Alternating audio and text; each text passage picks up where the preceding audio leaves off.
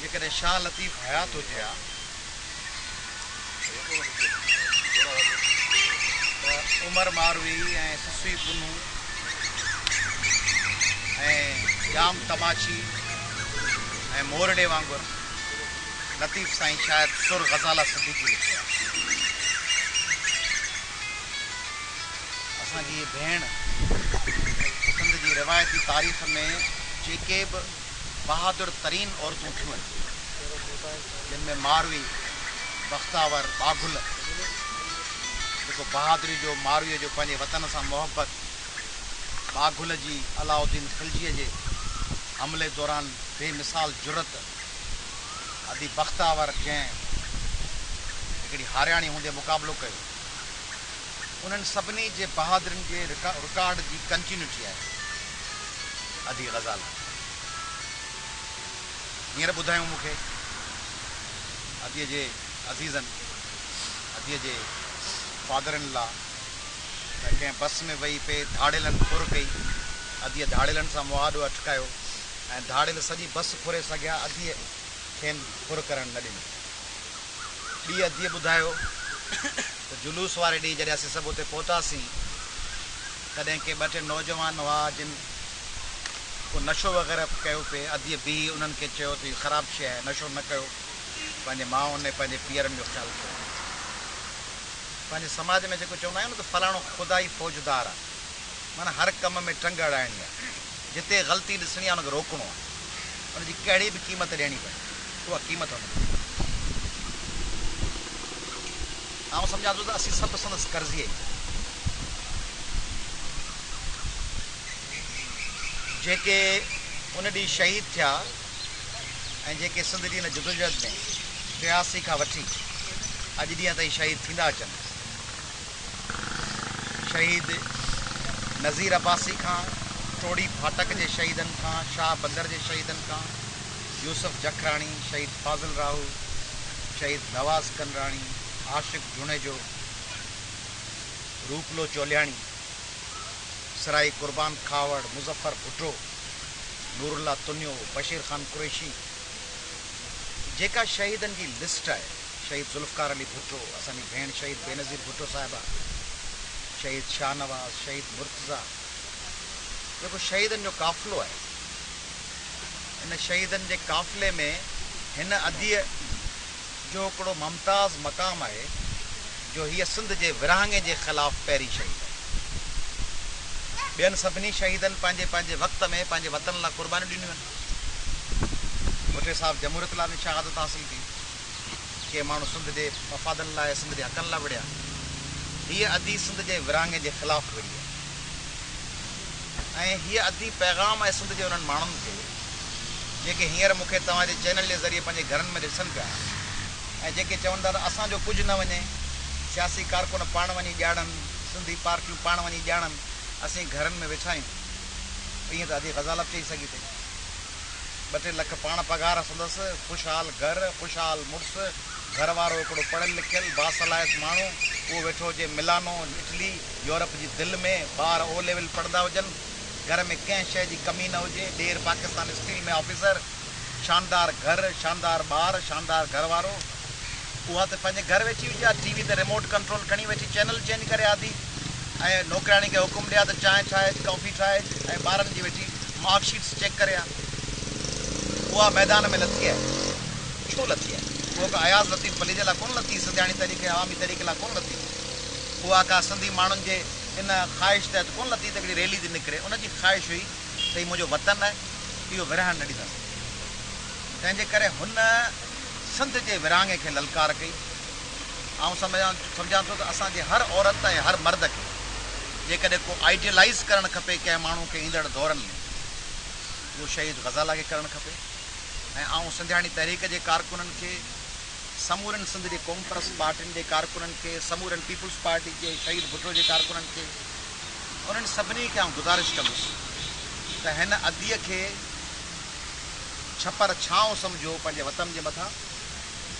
ऐं दुआ घुरो त सिंध जूं समूरियूं नियाणियूं हिन वांगुरु बहादुर थियनि हिन वांगुरु गैरतमंद थियनि। ऐं सरकार खां मुतालबो कंदुसि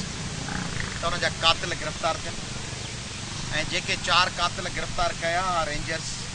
उहे मीडिया जे ऐं अदालत जे आॾो पेश कया वञनि। जेके रहमान मलिक साहब छॾराया आहिनि उहे पेश थियनि। ऐं मज़म्मत कंदुसि जेका राति लियारी ते ऑपरेशन कई वई आहे ऐं 13 बेगुनाह माण्हुनि खे गिरफ़्तार कयो वियो आहे ऐं क़ातिलनि जे इलाइक़नि में ऑपरेशन थियणु खपे। क़ातिलनि जा इलाइक़ा लियारी कोन्हनि, क़ातिलनि जा इलाइक़ा के भिटाई आबाद ऐं चकरा ॻोठ कोन्हनि। ऐं हींअर चकरा ॻोठ मां थी आयो आहियां, उते फ़क़ति इन ॾोह में त उहे सिंधी आहिनि, उन्हनि जी घिटियूं वीरान आहिनि, उन्हनि जा रस्ता टुटल आहिनि, क़ब्रिस्तान कोन्हे चकरा ॻोठ में, उन्हनि वटि पीअण जो पाणी कोन्हे, अस्पताल कोन्हे। उन्हनि खे पंहिंजे वतन में अहिड़ी हालत में रखियो वियो आहे जीअं पनाह गुज़ीन रहंदा आहिनि कैंप में। ऐं इहा ई हालत भिटाई आबाद जी आहे, शांति नगर जी आहे, इब्राहिम हैदरी जी आहे, लियारी जी आहे, गडाफ जी आहे, चनेसर ॻोठ जी आहे, सचल ॻोठ जी आहे।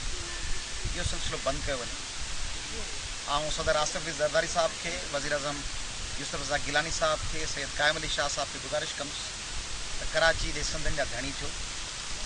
ऐं अदी ग़ज़ाला ऐं समूरनि शहीदनि जे क़ातिलनि खे गिरफ़्तार करण में पर्सनल दिलचस्पी वठो ऐं पुलिस ऑफिसर्स जेके उन ॾींहुं तहफ़ुज़ ॾियण जे बजाए पाण भॼी विया उन्हनि जे ख़िलाफ़ु कार्रवाई थिए। ऐं असांजा 2 नौजवान, हीअ असांजो नौजवान जेको एजाज़ हो ऐं सतार उनड़ हो, इहे ब्लीडिंग बंदि न थियण ऐं ॿियो रत न मिलण जे करे शहीद थी विया। इहे ज़ख़्मी हालत में पुॼाया विया। उन्हनि खे जिन सिविल हॉस्पिटल जे जिन डॉक्टरनि ऐं हेल्थ डिपार्टमेंट जे जिन माण्हुनि उन्हनि सां हशर कयो, उन्हनि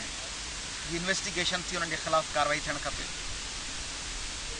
अवामी तहरीक पंहिंजे हाल सारू पंहिंजे शहीद साथियुनि जे घरनि में वई आहे, उते जेको असांखां पहुची सघियो,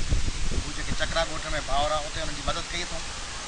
अदी ग़ज़ाला वारा त पाण पंहिंजे पेरनि ते बीठल आहिनि ऐं उहे पाण असांखे पिया चवनि त तव्हांखे अञा कंहिं मदद जी ज़रूरत हुजे त हू उन्हनि जो वड़ इहो आहे जो हू असांखे चवनि था त तव्हां सां दुख सुख में असीं गॾु आहियूं। ऐं मज़हर साहब जे इन रवैये खे सॼे सिंध जे माण्हुनि लाइ हिकिड़ो मिसाल थो सम्झां त मज़हर ज़रदारी साहब जेको इहो रवैयो इख़्तियार कयो आहे, सिंध जे भेनरुनि ऐं भाउरनि जे संदसि घरवारी जे धणी थियण वारो रवैयो, उनखे हू कंटिन्यू पियो करे ऐं थोराए थो ऐं संदसि ब्रदर जो, संदसि वालिद जो ऐं हिननि ॿारनि जो, नंढनि जो ऐं हुन नंढड़े जेको मुंहिंजे हंज में वेठो जेका अमड़ इब्राहिम जो। ऐं हुकूमत खां मुतालबो थो कयां त जेके चकरा ॻोठ जा शहीद आहिनि, शबीर बुलेदी आहे, लियारी जा जेके शहीद आहिनि, सतार उनड़ आहे, आमना आहे, उन्हनि सभिनी जे वारसनि खे उन्हनि जी घर जो तओ मानी ढोढो पचाए सघे उन लाइ उन ते नज़र रखनि ऐं जेकॾहिं मुमकिन हुजे त उन्हनि खे हिकिड़ी सरकारी नौकिरी ॾियनि। जेके लावारिस आहिनि, जिन जे घरनि में तओ बि कोन थो चढ़ी सघे चुल्हि ते, ऐं उन्हनि खे जेकॾहिं कराची में उन्हनि जे वारसनि खे हिकिड़ो प्लॉट ॾियनि जिते सारी दुनिया जा बर्मा ऐं बंगाल जा माण्हू अची रहनि पिया, उन्हनि धरती ते रहण जो हक़ आहे। 1 जुलाई ते असीं सॼे सिंध में शहीदनि जो चालीहो मल्हाए रहिया आहियूं। सिंध जे हर ॻोठ में अदी ग़ज़ाला जी तस्वीरूं हूंदियूं, संदसि यादि हूंदी, संदसि अज़्म हूंदो, संदसि हौसलो हूंदो। ऐं थोराए थो आहियां सिंध जे समूरनि पॉलिटिकल पार्टीज़ जो, जस्कम जो, STP जो, GSM तहरीक जो, SUP जो, पीपुल्स पार्टी शहीद भुट्टो जो, पीपुल्स पार्टी जे कारकुननि जो, JU ऐं जमा इस्लामी ऐं तहरीक इंसाफ़ ऐं PMLN जो, सिंध नेशनल पार्टी जो, सिंध नेशनल मूवमेंट जो, उहे समूरियूं पार्टियूं जिन असांजो साथ ॾिनो आहे मोहब्बत सिंध रैलीज़ में। तव्हां ॾिठो त असां अदीअ जी शहादत खां पोइ हिकिड़े चीन जे वॾे मुफ़क्किर ऐं जंगी कमांडर चयो त पंहिंजे ॾुख खे ताक़त में तब्दील कयो। असीं हुनजे ॾुख खां पोइ रोअण कोन लॻायूं। तव्हां ॾिठो त असीं लाड़काणे वियासीं, लखे माण्हू गॾु थिया, शहदादपुर में लखे माण्हू गॾु थिया। असीं सिंध जे हर ॻोठ में अदी ग़ज़ाला जूं ऐं असांजे भाउरनि जूं तस्वीरूं खणी वञूं पिया।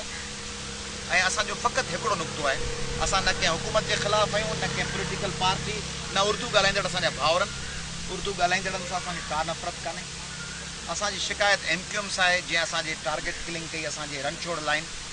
ऐं ली मार्केट ऐं गुलबार जे सेक्टर ज़रिए जेके उम्मत एक्सपोज़ कयो। असीं पैगाम ही पिया खणी वञूं त सिंध विरहाइण न ॾींदासीं, ऐं जेकॾहिं को सिंध विरहाइण नथो चाहे त असां हुनजे ख़िलाफ़ु ई कोन आहियूं। जेको सिंध विरहाइण चाहे थो उहो सम्झी करे असांजे ख़िलाफ़ु आहियूं। असीं हाणे सॼे सिंध में वञूं पिया। 1 जुलाई ते असीं चालीहो मल्हाईंदासीं। 15 जुलाई ते असीं हिकु दफ़ो वरी कराची में लखे माण्हू गॾु कंदासीं ऐं उन खां पोइ असीं 10 अगस्त ते असीं मुल्तान में मोहब्बत सिंध रैली कढूं पिया, 11 अगस्त ते असीं लाहौर में कढूं पिया, 14 अगस्त ते असीं इस्लामाबाद में कढंदासीं। अदी ग़ज़ाला जो जेको रत आहे, मुक़दस तरीन असांजे भेण जे रत जा पुड़ा